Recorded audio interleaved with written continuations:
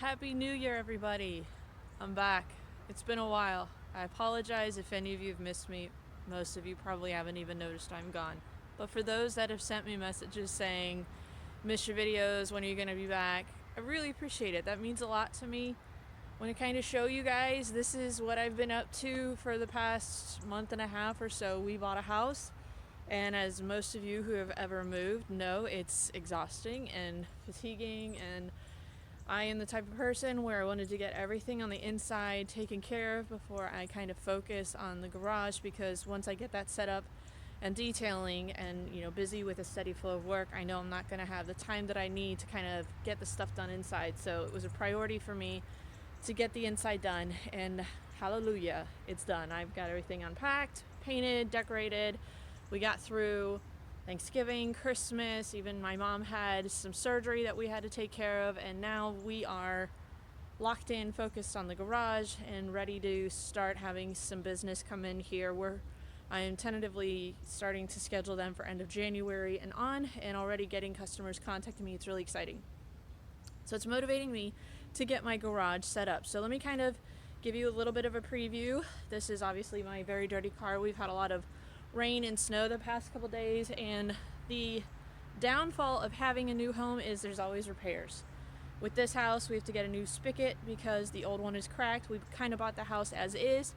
It was a huge blessing just to be able to get this house, just because, as you can see behind me, I've got 2 garage bays to work out of.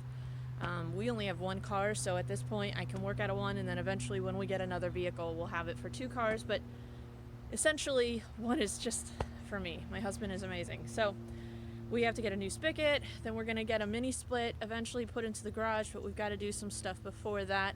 So now my focus is kind of trying to focus on getting it set up aesthetically and storage functionally wise for me. So let's take a look at the garage. Alright, so here's the garage. Really nothing fancy. I don't need to make this a really long video. It's got a lot of crap all over the place because I pulled everything off of this one wall because I'm getting ready to paint. But I just kind of want to show you guys real quick my process for how I'm going about getting the garage set up, and I'm going to bring you along for kind of each step of the way to show you what I'm using to set up the garage. But essentially these are kind of the things that I'm trying to think through. Budget, obviously I'm using what I have because we have to get a lot of stuff done that's costing a lot of money. We have to get a new well dug at the end of the week. Beginning of next week, we have to get the mini split installed, electrical panel. We have to get a new spigot.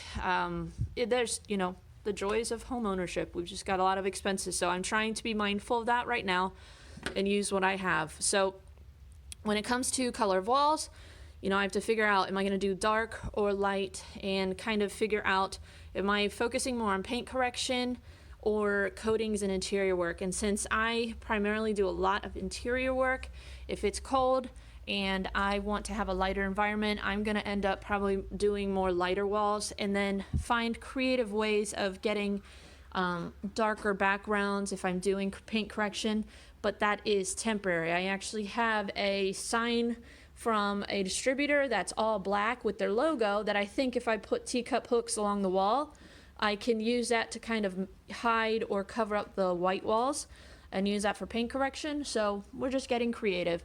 Lighting, I have to think through, do I want LED, halogen, stationary, portable? And I wanted to share with you guys. This is a light that I picked up off of Amazon. These are really popular right now for garage lighting. It's screwed into a socket, and if you only have like a plug in the ceiling, I purchased a plug adapter that has a light socket in it. But this is a 80 watt, 8,000 lumen light that you can kind of taper the angles, and I want to get another one of those to put in different light sockets. So if I want to do interior work and I need a lot of light, I can just plug it into the walls and use it for 8,000 lumens. They're very affordable. I think they're anywhere from $25 to $40 based on the wattage and the brand that you get. But those are really cool, and I'm looking forward to using them more because halogen is not super energy efficient. LED obviously, and I will show you eventually once we get the walls set up. I'll show you the LED lights that I have for paint correction and for ceramic coatings. Organization.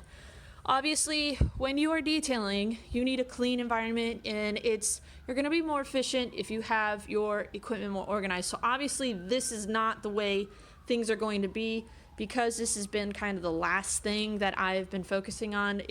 We got everything in so that we could pull the car, and it has been functional, but now that I'm going to be starting to detail, I need to get that organized and set up. So once we get the mini split in, and I can have temperature control, then I will bring up all my chemicals from the basement, because right now we're in the 40-50s this week, but we're going to be having a really big temperature drop.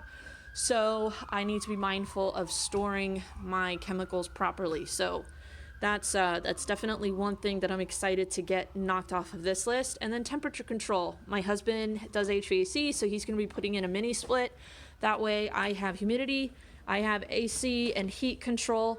I also picked up off of Amazon, forgive me for kind of rambling, but I picked up a thermostat that I can monitor the inside and outside temperature as well as humidity levels, because when you're doing a lot of ceramic coatings and waxes, things like that, sometimes it's good to know what the humidity levels are, to know what your cure times, flash times, things like that. So I apologize, I'm rambling. I just wanted to kind of show you guys real quick, for any of you who maybe you just bought a garage, or maybe you're looking to rent a unit and you're trying to figure out what works for detailing. Be sure to subscribe, be sure to follow as I kind of go through this process. Am I going to have anything super high end? No. This is kind of first phase for me. I've never had a garage, so if you guys have any tips, if you guys have any suggestions on things that have worked for you in your world, send me pictures, send me comments. By all means, I need them, want them. So I appreciate you guys, all your support. Please let me know your suggestions down below on what has worked for you.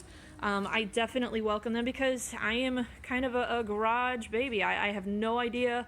I'm just kind of feeling things out, and you guys will definitely be a benefit to me to have those tips and suggestions. So thanks, guys. I'm really excited. Be sure to subscribe and follow, because all of these steps I'm going to try to include you guys in, or at least, after I get it done, bring you in and show you kind of what the after effect is. So thank you, guys. We'll have a great day. We will see you in the next video. Say bye, Mac. Bye.